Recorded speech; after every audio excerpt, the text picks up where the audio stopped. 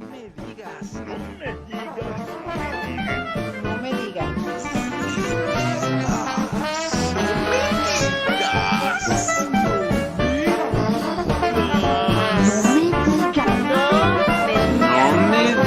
Café con sabor amargo. Señores, gracias por estar con nosotros, como todos los viernes, en un programa más de Café con Sabor Amargo, ahora sí, con don Juan Carvajal, como todos los viernes, pero además Muy con buenas tres tardes. invitados, Juan, de veras, de lujo. Híjoles, qué padre tener un foro con esta calidad de gente, este nivel de gente de preparación, y sobre todo hablando del tema que hemos estado diciendo, que es el de la movilidad. ¿Qué va a pasar antes de la pandemia? ¿Qué va a pasar después de la pandemia? Y Juan, sin más rollos, bienvenido. ¿Y a quién tenemos como invitado, Juan? Muy buenas tardes a nuestros invitados.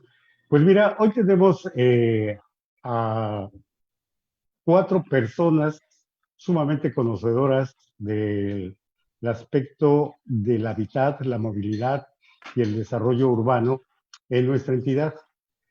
En primer término tenemos a la doctora en salud pública que hizo sus estudios en Canadá, la doctora Silvana Fortizosa, quien es directora del laboratorio urbano de la Universidad Modelo, y nos colaboran con ella Eduardo Pérez, Ángel Barrera y Eduardo Monreal. Ángel Barrera Febles es el coordinador de seguridad vial, Eduardo Pérez Pech es el coordinador de movilidad urbana y Eduardo Monreal Toraya pertenece al Observatorio de Movilidad Sostenible de Mérida. Son nuestros invitados el día de hoy. Wow. Buenas tardes. Bonito. Sí. Adelante, Juan. Adelante, Gracias. de claro. Pues, Híjoles, está muy, muy padrísimo, realmente. Uh-huh. Pues en primera instancia, doctora, quisiéramos que así brevemente cada uno de ustedes nos diera un breve diagnóstico de toda la problemática que teníamos en Mérida y en sus principales ciudades sobre el desarrollo urbano, la movilidad y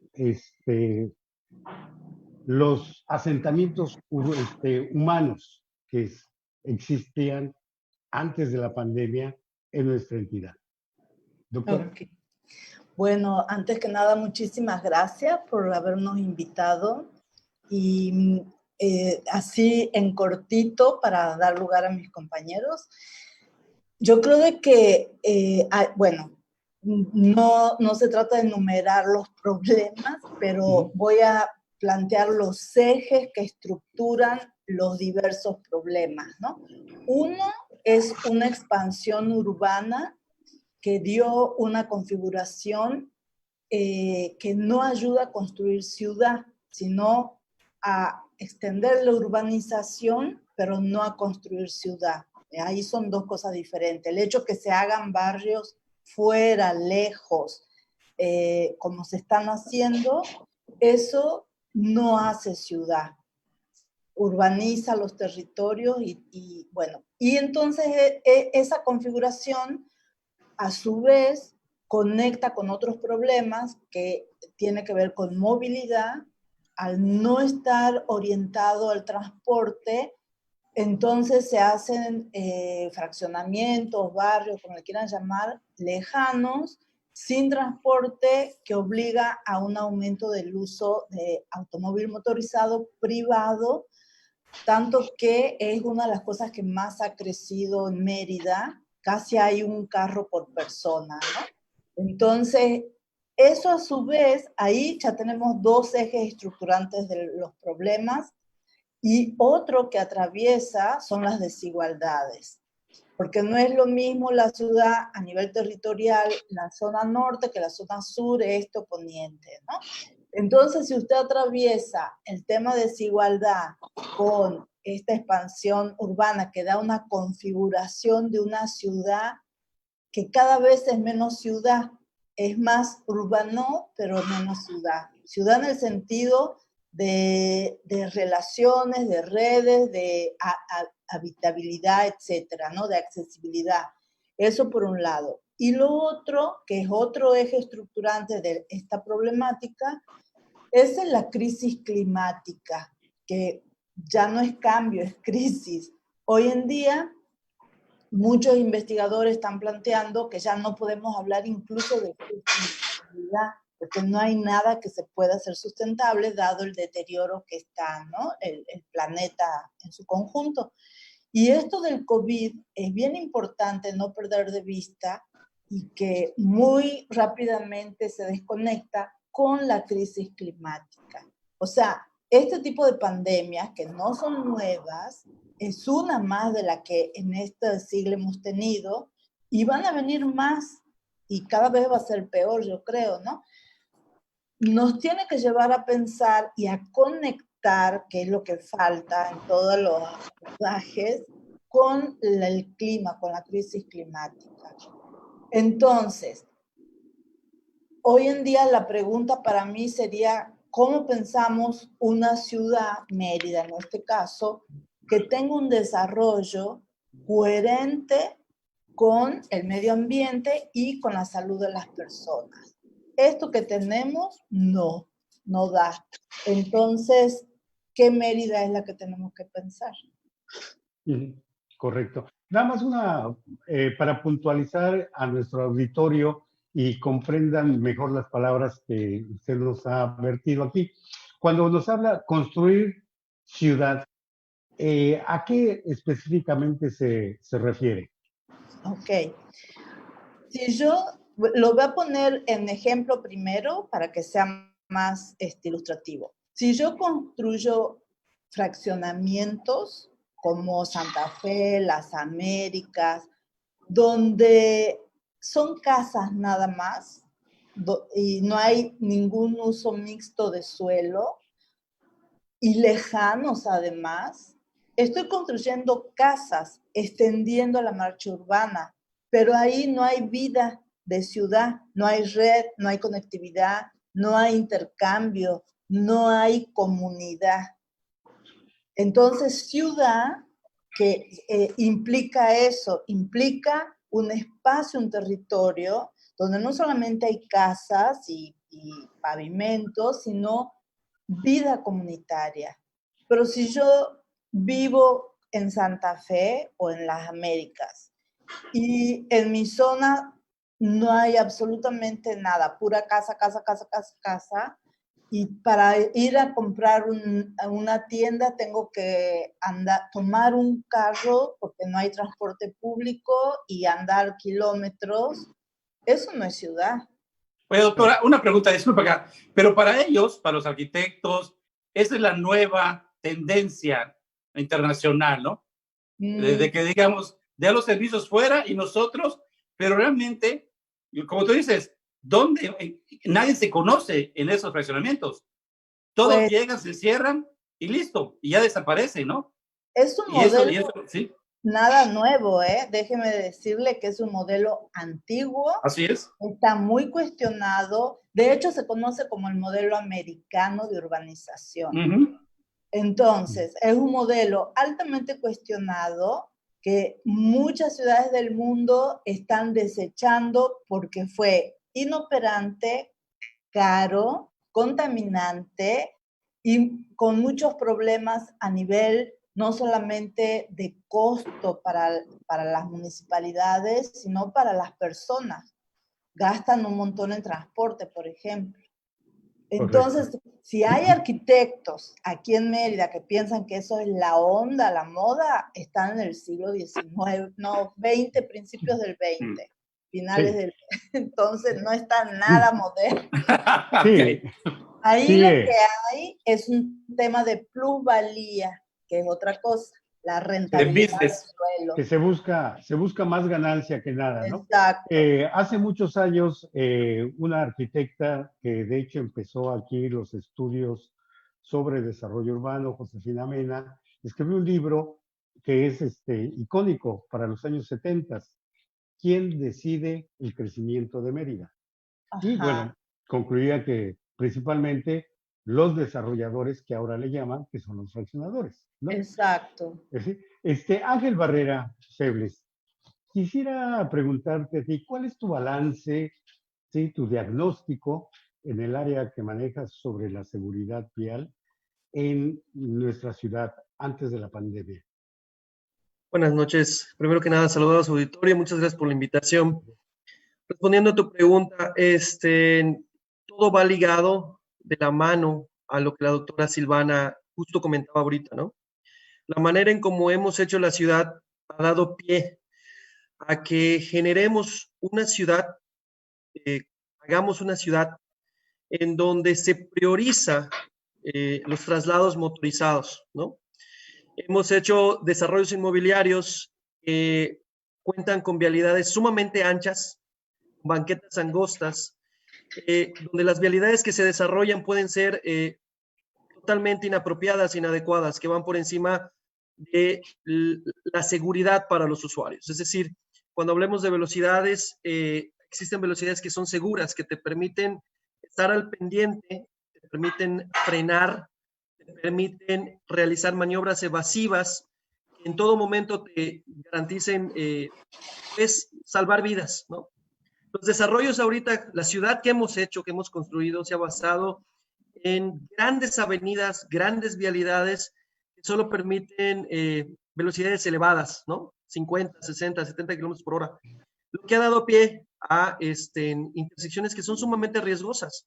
No es por nada que en Yucatán tengamos una elevada tasa de hechos de tránsito, accidentes.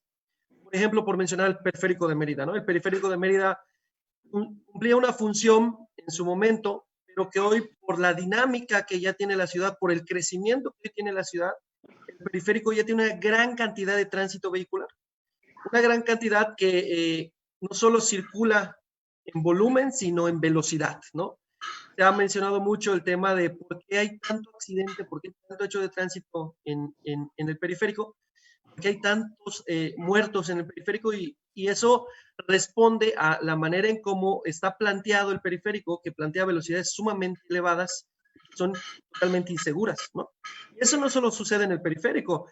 La doctora Silvana ponía el ejemplo del fraccionamiento Santa Fe, por ejemplo, en Cauquel, para la carretera Mérida-Cauquel, es una carretera sumamente ancha que te permite desarrollar velocidades de hasta 120 kilómetros por hora. Entonces, a esa velocidad es difícil poder evadir un vehículo que se te atraviese, es difícil poder ver un peatón porque la velocidad te limita, ¿no? Entonces, Correcto. la seguridad vial en Mérida antes de la pandemia, evidentemente no era la mejor, no está, vaya, la ciudad no está hecha para los más vulnerables, están hechos para el auto, ¿no? Están hechos para los coches, para los camiones. Pero el peatón, el ciclista, brilló por su ausencia, ¿no? Nunca se pensó en la calle, no se diseñó en la calle pensando en la seguridad del que camina o del que va en bicicleta. Y recordemos que Yucatán es un estado que es ciclista, ¿no? Ustedes les tocó, y con todo respeto, estimo su edad, estoy seguro que a ustedes les tocó vivir en una ciudad donde había muchos ciclistas, ¿no? Donde se podía cruzar la ciudad en bicicleta, ¿no? Y se caminaba. Hoy por hoy es difícil llegar al trabajo en algunos puntos en bicicleta porque a veces tienes que cruzar la ciudad y no hay infraestructura ni formas Correcto. seguras de hacerlo, ¿no? Muy bien. Entonces, muy bien. eso es lo que ha generado que tengamos una inseguridad vial, ¿no? O sea, Correcto. como diría la doctora Silvana en algún momento, en el norte del país nos mata una bala. Entonces, aquí no nos mata una bala, pero sí nos mata un carro porque nos pueden atropellar. Sí. Eduardo Pérez, ¿cuál sería tu reflexión, tu análisis sobre la situación de la movilidad urbana en Mérida antes de esta manera? ¿Qué puntos críticos son los que tú has observado? ¿Qué tal? Pues antes que nada, muy buenas noches y agradecer la invitación. Pues bueno, complementando un poco lo que decía la doctora Silvana, pues realmente hoy vivimos en un modelo, bueno, tenemos un modelo de ciudad que se conoce como 3D, es decir, distante, disperso y desconectado. Es decir, que la vivienda pues se encuentra alejada de los servicios, se encuentra alejada de los equipamientos, se encuentra alejada del trabajo. Eso en el tema de movilidad pues evidentemente genera costos tanto sociales como económicos para las mismas personas. empieza a generar, por ejemplo, mayor dependencia del uso del automóvil particular para poder acceder yo de mi vivienda a mi trabajo.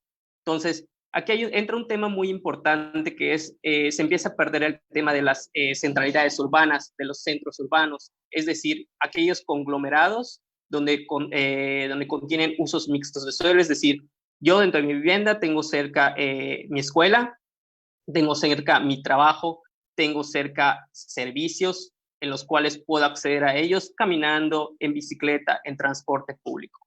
Es evidente, por supuesto, que antes del tema de la pandemia, pues no preveíamos que esta situación pudiese empeorar. Por ejemplo, cuando tenemos distancias muy largas para poder acceder al trabajo, pues la gente que de niveles económicos bajos de repente utiliza el transporte público para trasladarse. Con esta situación de la pandemia, bueno, se vuelve un poco complicado. ¿Por qué? Porque a lo mejor el transporte público ya no cuenta con las condiciones necesarias que garanticen esta sana distancia. Entonces, empiezan a verse una serie de problemas, tanto sociales como económicos, los cuales antes de la pandemia, pues no se pensaban, vaya. En ese sentido, pues es muy importante tomar a consideración las medidas. Desde el LUM, pues bueno, promovemos, por supuesto, un enfoque favorable a la salud y al medio ambiente, y en ese sentido, pues es muy importante las recomendaciones para el tema de movilidad. Eduardo Monreal, en el área que tú eres especialista como observador de la movilidad sostenible de Mérida, ¿cuáles son los principales problemas que presenta Mérida y algunas ciudades de nuestra entidad? Bueno, ahorita en este contexto de la contingencia sanitaria, creo que uno de los problemas más visibles es, por un lado, el tema de la movilidad peatonal, ¿no? Y tenemos realmente, incluso antes de la contingencia, teníamos una infraestructura peatonal sumamente rebasada por la demanda, ¿no? En el centro histórico teníamos pues banquetas de 1,50 o incluso menos, ¿no? Y tenemos lugares donde tenemos un aforo peatonal enorme, ¿no? Sobre todo en las inmediaciones del mercado Lucas de Gálvez y de San Benito, ¿no? O en las paradas de transporte público, ¿no? Teníamos una zona muy abarrotada de peatones, ¿no? Y ahorita con el contexto de la contingencia sanitaria, pues bueno, eso es un enorme problema, ¿no? Ya que no solo es un problema de seguridad vial, ¿no? Porque se exponen los peatones a caminar en el arroyo vehicular, sino que ahora también es un tema de salud pública, puesto que pues bajo estos tipos de banquetas, ¿no? Sumamente angostas, es imposible garantizar y mantener la distancia mínima de 1,5 metros que recomiendan a nivel nacional, ¿no? Y a nivel internacional se habla de incluso de hasta de 2 metros, ¿no? De distancia entre una persona y otra, ¿no? Y tenemos banquetas, pues, en el que, para poder tener esa distancia mínima de 1,5, requeriríamos banquetas de aproximadamente 2,70, 3 metros, ¿no? Solo considerando la franja peatonal. A eso habría que añadirle la franja por ejemplo, destinada para el mobiliario urbano, la franja de fachada, ¿no? Entonces, sí requeriría de disponer de banquetas amplias. Además, hay que considerar que la banqueta, pues, se utiliza también para, por ejemplo, para la parada de transporte público, ¿no? Y también hay que considerar que también ahorita a los comercios se les exige a muchos de esos establecimientos de que los clientes esperen afuera de sus instalaciones, hagan fila afuera. Por lo tanto, hay que ocupar la banqueta. Entonces, realmente tenemos una infraestructura peatonal que está súper rebasada. En ese sentido, nosotros desde el observatorio, en coordinación con el laboratorio, justamente habíamos planteado una serie de propuestas basándonos en la experiencia internacional, ¿no? De ampliar, de generar estos ensanches peatonales, ¿no? ¿A qué nos referimos? Pues dependiendo de las circunstancias, del tipo de vialidad, ¿no? Plantear, por ejemplo, una reducción de los anchos de los carriles de circulación. Tenemos algunas vialidades donde donde cada carril son de 3,50, 4 metros de ancho, ¿no? Que pueden en un momento dado reducirse, ¿no? Se le puede hacer, como le llaman, una dieta de calles, ¿no? O sea, reducir un poco las secciones los arroyos vehiculares para que, reduciéndole, ¿no? Quitándole ahí unos 50 centímetros a cada carril, al final tenemos, por ejemplo, si son 2 carriles, le ganamos 1 metro, ¿no? Que ese metro se puede,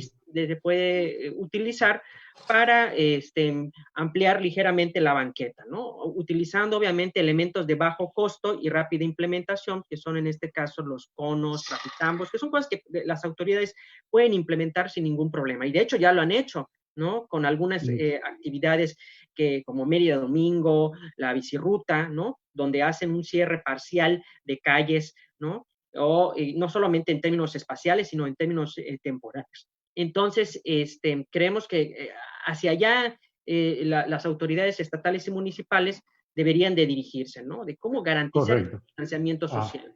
Correcto. Es evidente que esta llegada del COVID-19 y posteriormente el arribo de Cristóbal, la tormenta Cristóbal, que nos azotó por una semana con constantes lluvias, pues también vino a mostrarnos la fragilidad tanto en el equipamiento de las colonias, de los fraccionamientos, como en la calidad de las casas habitación. Vimos que fraccionamientos como ustedes han mencionado en Las Américas, Altabrisa, Cauquel, las casas empezaron a mostrar cuarteaduras, goteras, desprendimientos de techo, pero además, antes de la llegada de Cristóbal, vimos que empezó un fenómeno natural por la angustia que se tenía de la llegada del COVID, pero empezó a haber violencia intrafamiliar, empezó a haber problemas de estados de ánimo de las personas que se encuentran en los fraccionamientos llamados malamente populares, que son destinados principalmente para la clase trabajadora. ¿Cuál es el dictamen que ustedes harían a este tipo de problemas en la cuestión de las habitaciones? Doctora. Pues creo de que esa descripción que usted hizo muestra la importancia que tiene la planeación urbana para una salud pública, ¿no? Para la salud de las personas. Y quedó clarísimo que pues no tenemos política de vivienda o digamos, hay construcción de vivienda. Y otra vez caemos en lo mismo. Son desarrolladores que tienen intereses, hacen business, construyen casas, venden, etcétera, pero eso no es una política de vivienda, eso es un negocio. Entonces, mientras no exista una política de vivienda que considere condiciones adecuadas, o sea, la vivienda, así como la ciudad, de acceso a la ciudad, es un derecho, como el agua, como la seguridad vial. La vivienda es un derecho, está entre la multiplicidad de derechos. Entonces, si son derechos, tienen que ser garantizados desde el Estado con calidad, ¿no? Sí, la Constitución menciona de hecho, un Juan, derecho a una vivienda digna. ¿Sí? De hecho, incluso acá, doctora, disculpa que me meta porque sí molesta.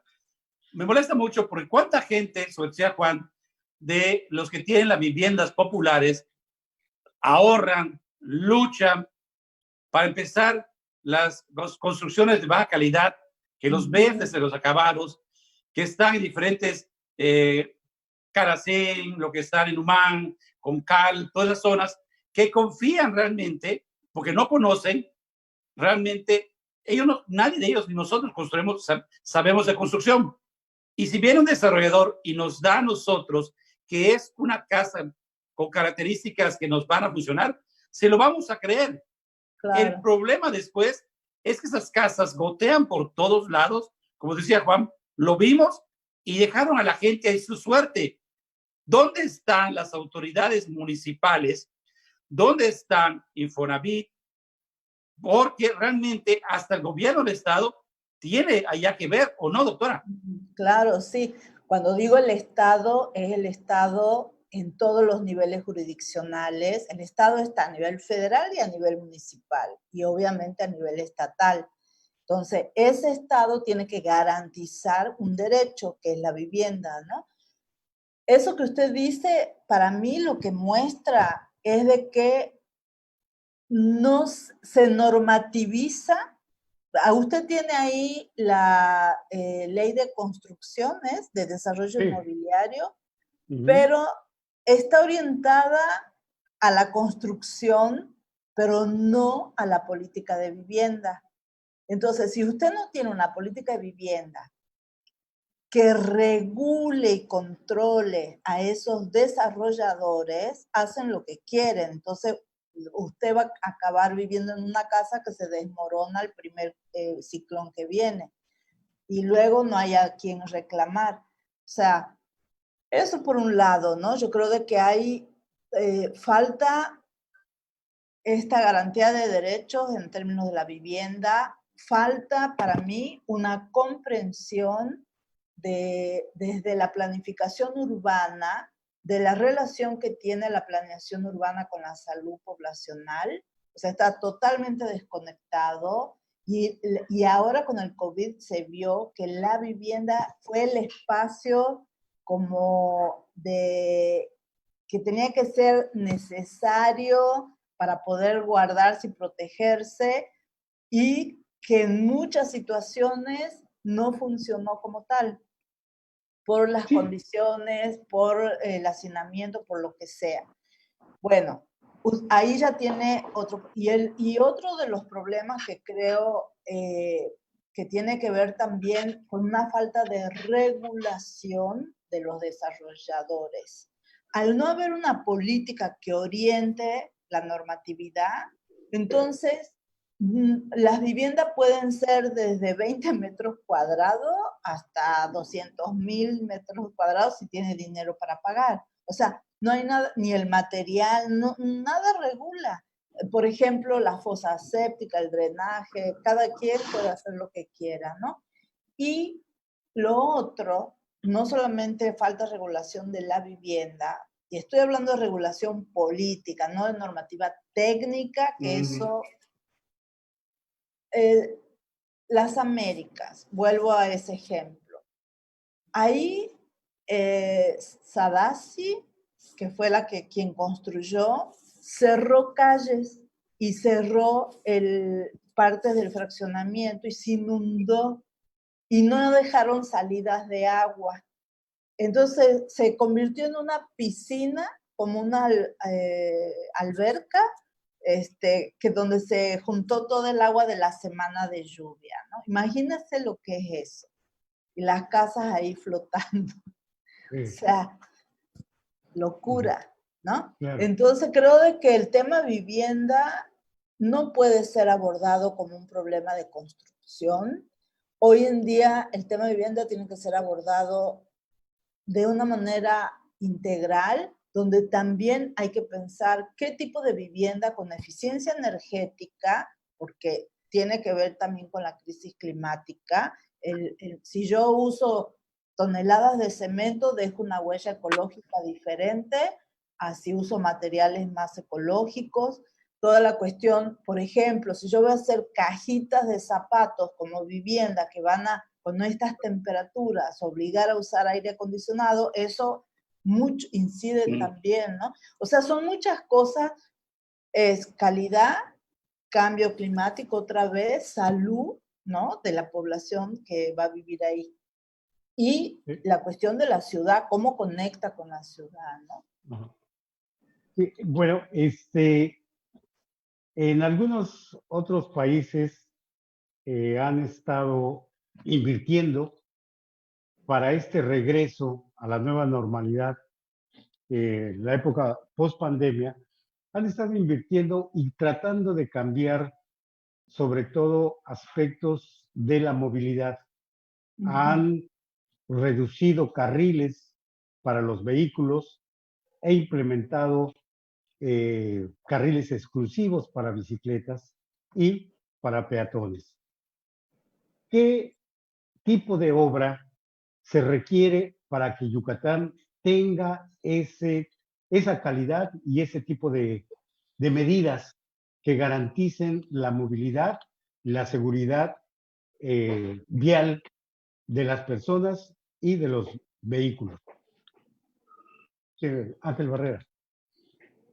Bueno, yo de entrada te diría que no solo en otros países, en nuestro país muchas ciudades ya lo están haciendo. La Ciudad de México, por ejemplo, Puebla, Morelia, están implementando esas acciones. En el tema de la movilidad es un tema muy amplio, no se puede tomar tan a la ligera, ¿no? Decía Eduardo hace un momento, Eduardo Pérez, ya tenemos ciudades en 3D, distantes, dispersas y desconectadas. De entrada tendríamos que repensar cómo podemos lograr que nuestras ciudades empiecen a ser conectadas, cercanas, ¿no?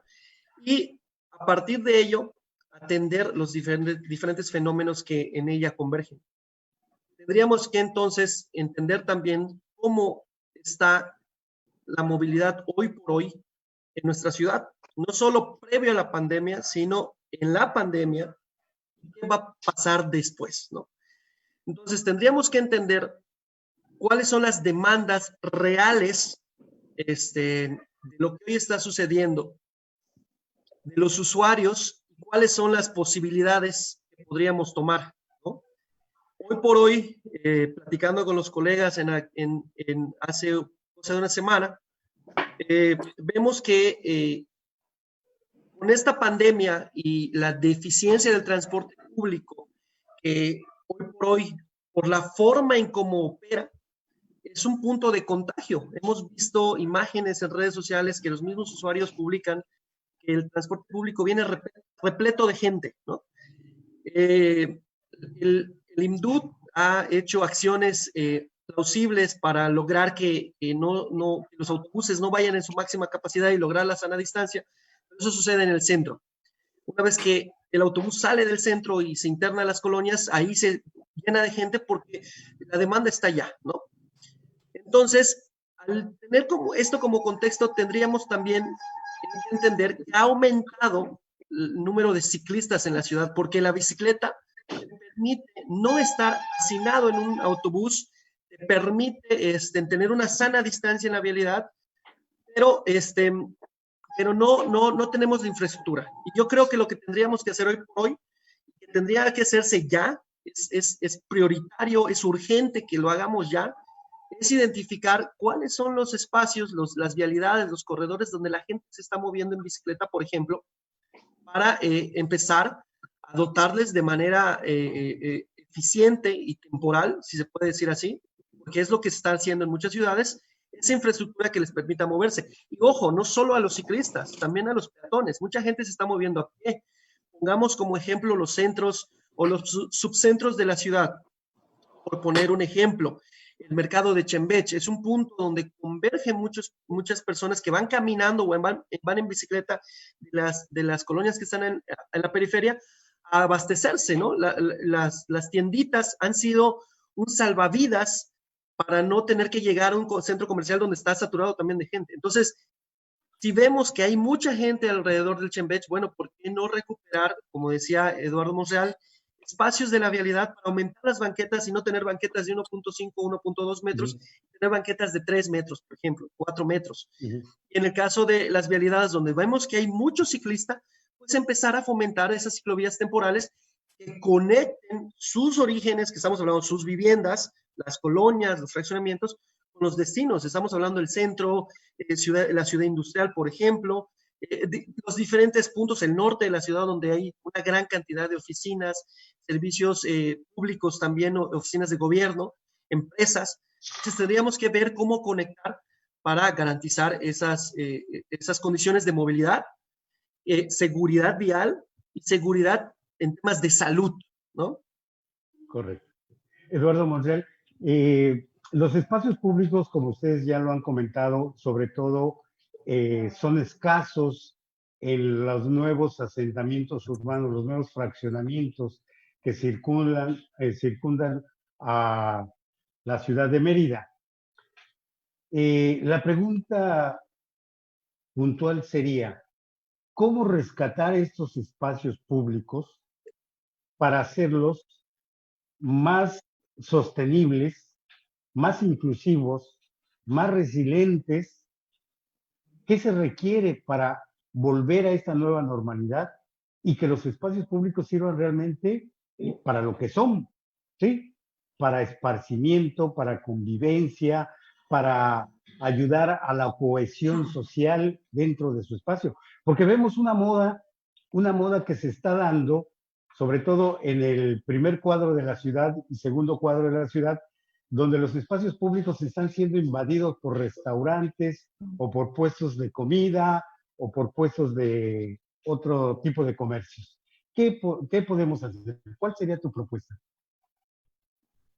Bueno, en el caso por ejemplo, de las colonias, ¿no? De los barrios, creo que habría que, en primera instancia, revisar exactamente cuáles son las necesidades específicas de cada colonia, ¿no? Porque así como hay, por ejemplo, déficit de espacios para recreación, también hay un déficit, por ejemplo, de espacios para abasto, ¿no? Por ejemplo, tenemos un déficit de mercados, tenemos un déficit de otros servicios, no sé, educativos, culturales, ¿no? En ese sentido, creo que habría que revisar primero con qué disponemos en cada una de las colonias, cuáles son las necesidades de cada colonia, y a partir de ello ir viendo, bueno, qué espacios disponemos, ¿no? ¿Con qué terrenos disponemos? En este caso hablemos de las áreas de donación, que es lo que normalmente es lo que se le cede a los fraccionamientos, ¿no? Un cierto porcentaje del fraccionamiento, ¿no? Para que lo puedan destinar para usos distintos, ¿no? Entre ellos recreación. Pero sí habría que revisar, ¿no? ¿Qué espacios disponemos y qué usos le podemos dar, ¿no? Y también habría que, en un momento dado, en lugares donde es muy escaso, ¿no? Habría que, en un momento dado, a lo mejor ir generando como corredores, ¿no? Ir, a lo mejor, estableciendo zonas de tránsito calmado y generando como zonas, ¿no? Donde, por ejemplo, un parque pueda integrarse enfrente con algún comercio, ¿no? Generar como corredores de prioridad peatonal, ¿no? En un momento dado, así como lo han hecho en algunos barrios donde se instalan los tianguis, ¿no? Que también eso hay que regularlo, ¿no? O sea, bueno, ya lo está regulado, ¿no? Pero habría que también replantear ese concepto, ¿no? Que pues, de alguna manera satisface una necesidad que no logra un déficit, ¿no? De equipamiento de mercados. So, habría que revisar, ¿no? Esos espacios, ¿no? ¿En qué podemos destinar las calles aledañas a los parques, ¿no? ¿En qué uso le podemos dar? Que no sean únicamente áreas de estacionamiento para vehículos, ¿no? Sino también pueden ser una prolongación, ¿no? O una extensión de estos parques, ¿no? Por ejemplo, como suele ocurrir con el Parque de las Américas, que cada domingo se cerraba, ¿no? El cuadrante, de tal manera que en vez de tener cuatro pedacitos, tenemos un gran bloque, ¿no? De tal manera que las calles, ¿no? Aledañas se puedan utilizar como le digo, ¿no? Una prolongación, una extensión más del parque, ¿no? Entonces yo creo que habría que ir desarrollando esas estrategias temporales, ¿no? Ir apostando no solo por rediseños y espacios muy construidos, ¿no? Con una reconstrucción, sino por espacios versátiles, ¿no? De usos múltiples. Creo que por ahí habría que apostar, ¿no? Por espacios compartidos en vez de espacios exclusivos, para que le podamos dar usos distintos en diferentes momentos del día, en diferentes momentos de la semana y en diferentes momentos del año. Eduardo Pérez, se ha dicho, bueno, ustedes ahorita lo han remarcado y la doctora también lo mencionó, que pues esta pandemia no va a ser la última, ¿no? Que desafortunadamente se nos ha anunciado. Sabemos que Yucatán es un foco donde vienen muchos huracanes, lluvias, susceptible el espacio urbano para inundaciones. Desde tu punto de vista, ¿cómo sería la reactivación de los espacios públicos para guardar la sana distancia, pero también para recuperar la confianza perdida que hasta ahorita tenemos del uno y el otro conciudadano, ¿sí? Y la confianza de transitar libremente con seguridad por nuestras calles. Claro, bueno, yo creo que partiendo de un punto importante, creo que tenemos que recordar que el espacio público no es únicamente los parques. Tenemos que recordar que el espacio público por excelencia es la calle. Es algo que hemos olvidado desde hace mucho tiempo. La experiencia internacional, la experiencia nacional nos ha demostrado que a través de proyectos emergentes podemos reactivar nuevamente el espacio público. Pongo algunos ejemplos. En la Ciudad de México ahorita se está implementando una red de ciclovías emergentes que lo único que ellos utilizan o lo único que ellos invierten es en pintura. A través de delimitar los carriles de circulación ciclista, bueno, nuevamente reactivan el espacio público para los ciclistas, que es basado en una política de movilidad que se da ahí. Otro tema importante, por ejemplo, en España, cada año, la tercera semana de septiembre, se lleva a cabo el Parking Day, que es tomar un cajón de estacionamiento y convertirlo en un espacio público donde la gente saca, por ejemplo, sus mesas, sus sillas y conviven. Esa es una pequeña reactivación del espacio público donde la realidad no se invirtió absolutamente en nada y estamos recuperándolo, es decir, cómo la gente vuelve a tomar el espacio público, cómo vuelve a socializar en él. Yo recuerdo que cuando estaba pequeño me encantaba salir a jugar a la calle, a jugar quimbomba, fútbol. Ahorita rara vez vemos que los niños realicen este tipo de actividades. ¿Por qué? Porque el valor del espacio público se asigna únicamente al parque. Entonces, yo creo que sí se pueden llevar a cabo una reactivación a partir de la pandemia con proyectos emergentes, con proyectos de bajo costo, pero que sí pueden generar un gran impacto. Otro ejemplo podría ser pasar de una calle, bueno, donde se transitan vehículos, donde se transitan peatones, a únicamente una vialidad peatonal. Es un ejemplo, cerrar esa vialidad no cuesta nada y puede generar una cantidad de interacciones sumamente importante y es una propuesta, vaya, de muy bajo costo que puede generar un alto impacto, vaya. En ese caso, doctora, ¿por qué Mérida y otros le tenemos miedo a hacer espacios peatonales o hacer un centro histórico peatonal, como está, por ejemplo, en Ciudad de México, como está Oaxaca, que es un éxito? Yo no entiendo, o sea, ¿cuál es esa política? No la entiendo, de seguir beneficiando a los grandes comercios y haciendo un lado al ciudadano. Pues creo que esa pregunta se la tiene que hacer al señor Chapur, al alcalde, a las autoridades. No, de verdad, ¿no?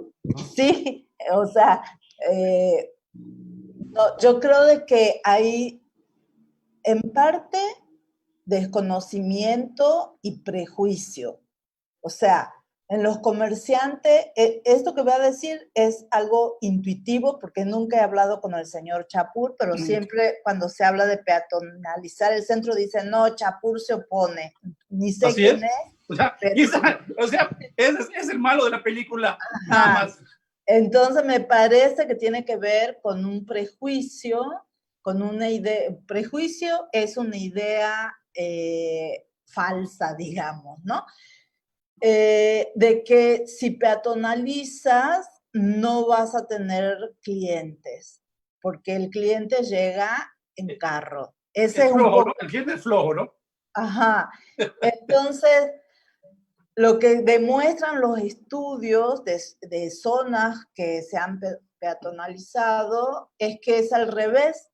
Se sigue, claro, sí cambia el giro de los negocios. Es muy raro, por ejemplo, que en los centros haya tiendas que vendan refri, lavadoras, que son las cosas que no puedes ir y llevártela en carrito, ¿no? Así es. Pero se han activado, es más, es tanta la activación que han tenido que se han gentrificado, o sea, de que han pasado al extremo, ¿no? Y en eso hay ejemplos, Nueva York, Montreal, etcétera. Entonces creo que tiene que ver con prejuicio, creo que tiene que ver con una falta de de una estrategia política de generar consenso, de una falta de coordinación a nivel de las diferentes nivel de toma de decisión, y con una falta también de una ciudadanía que exija una ciudad que se merece. Entonces, mientras los ciudadanos pues asuman que lo que tienen está bien, o no se sientan como sujetos de derecho, sino beneficiarios, entonces, bueno, vamos a tener esto, democracias de baja intensidad sin ciudadanía. Entonces, como ves, son varios problemas en la cuestión. Juanito, híjole, el tiempo se nos acaba, Juanito. Sí, Porque está padrísimo el tema. Hay que retomarlo, Juan, porque está sí, apasionante. La última, no sé, pregunta, sí. La última pregunta que yo haría es a nuestros 4 invitados, es acerca del papel, los actores fundamentales en la planeación que debe de tener la ciudad de Mérida, tanto en su expansión urbana como, bien dice la doctora, en la creación de ciudades, que sean ciudades humanizadas, donde haya una fuerte cohesión social, donde haya comunidad. ¿A quién le compete? ¿A la ciudadanía, a las autoridades o a los desarrolladores? Siga. Mire, yo lo que vi en otras ciudades que son más activas en esa cuestión y donde la planificación urbana no solamente tiene que ser consensuada, sino también es participativa, hasta en la gestión se ve la participación. Y no me refiero a una participación tipo consulta, sino una participación activa, ¿no? Creo de que compete a todos. O sea, las responsabilidades son diferentes, pero el interés debería ser de todos, del empresariado, porque si tú tienes una ciudad con una calidad de vida, con un medio ambiente sano, con una garantía de salud poblacional, salud urbana, pues eso le aporta un plus a tu ciudad, vas a vender más todavía. Además Entonces, además de que se aumenta la productividad, porque exacto. gente está... Entonces, sí, ahí tienes un sector que tendría que interesarle, ¿no? A los decisores políticos, obviamente, es su responsabilidad, son los primeros que deberían estar trabajando por el bien de la ciudad, ¿no? Y a la ciudadanía también, porque vives en la ciudad, ¿cómo no te va a interesar que tu ciudad sea lo mejor posible, que sea segura, que sea saludable, que sea respetuosa del medio ambiente? Creo de que nos compete a todos, de diferente manera, con responsabilidades diferentes, pero todos somos responsables y deberíamos estar involucrados porque es el lugar donde vivimos, ¿no? Entonces, claro. Y además, una cosa que sí me gustaría subrayar, hay la idea de que transformar una ciudad implica mucho dinero, y no. Hay pequeñas cosas que puedes ir haciendo que no implican dinero. Y voy a poner un ejemplo. Tú recién preguntabas lo de seguridad vial, ¿no? Con una decisión clave puedes mejorar sin tener que hacer estudios ni bajar la velocidad. Es más, tú quieres convivencia vial en tu ciudad, que vaya el peatón, el ciclista, el automotriz, el transporte público. Con la infraestructura que tiene Mérida, con todas las problemáticas y limitantes que tiene esta ciudad, baja la velocidad y vas a poder tener convivencia vial con seguridad, y baja la velocidad, pero hazte cargo que la cumplan. No es nada más bajar y a la libre, ¿no? O sea, o con una fiscalización. España, que es un buen ejemplo, España en 10 años bajó la tasa de mortalidad por hecho vial gracias a la fiscalización que impuso. Policías aplicando la ley. Y eso hizo que disminuyera un 60%. Entonces, esas son decisiones, no son inversiones económicas, son decisiones. Entonces ahí, en este momento que necesitamos que la gente por salud mental salga, pero con la distancia sana de prevención, no hay manera. Tú sales a la acera y chocas con todo el mundo. No hay manera. Sales en bicicleta y corres riesgo. No te vas a morir de COVID, pero te va a atropellar un carro, ¿no? Entonces, esa es decisión. Bajemos la velocidad, gestionar la velocidad. El LUM, el laboratorio, tiene una propuesta, para cerrar mi intervención, de rediseño de la ciudad en base a un modelo de supermanzanas que creo que vale la pena, si quieren para la próxima le explicamos mejor, pero implica, digamos, ganar espacio público, lo que preguntabas antes de cómo dinamizar, ganar y tal, ganar espacio para la movilidad activa, que eso incide en problemas que tenemos de crónicas, que la gente se está muriendo no por el COVID, sino por lo previo de enfermedades crónicas que cargan, ¿no? Claro. Entonces, bueno, son modelos de reconfiguración que no implican altos costos, que no implican tirar las casas y transformar, y que van incidiendo en una mejora notable. Ya varias ciudades lo están asumiendo, está dando buenos resultados, tanto en movilidad como en habitabilidad, accesibilidad, que creo que vale la pena intentarlo. Entonces, bueno, eso el laboratorio lo está proponiendo. Correcto. Perfecto.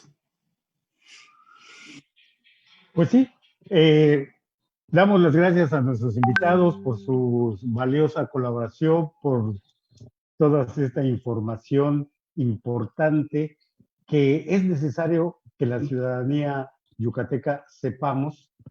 Y se nos queda, doctor, en el tintero los planes de desarrollo urbano, se nos queda en el tintero... Pero ¿por qué no retomar la próxima semana, Juan? Pues, Me gusta sí. mucho el tema de la doctora, de lo que es el laboratorio.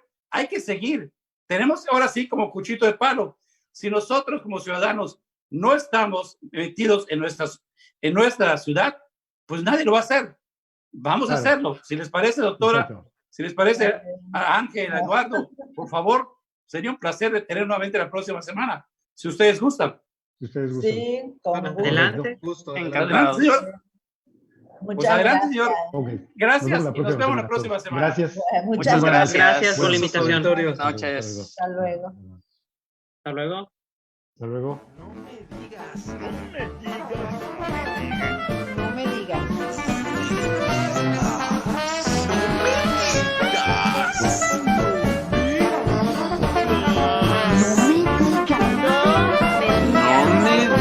Café con sabor amargo.